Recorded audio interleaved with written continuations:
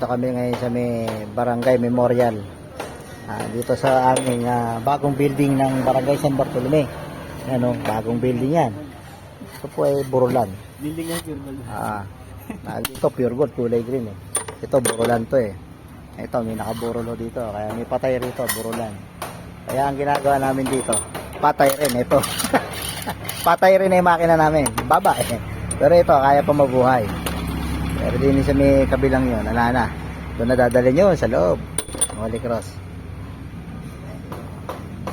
Ito kami, nagkakalat ng langis ngayon. Kailangan na maging malinis dito, Alfred, at bagong building natin. Okay, good. Okay na yan. Angat na. Uy, meron pa. Parang ang tigas Alfred. Meron pa. Meron pa isa? Wala na yan. Sige. Uy, umangat na. Ang timuras-ras. Anong nangyari?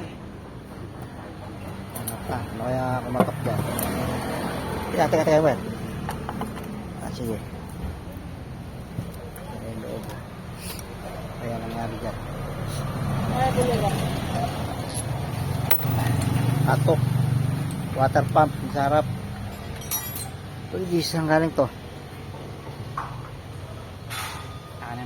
Teka mo dyan.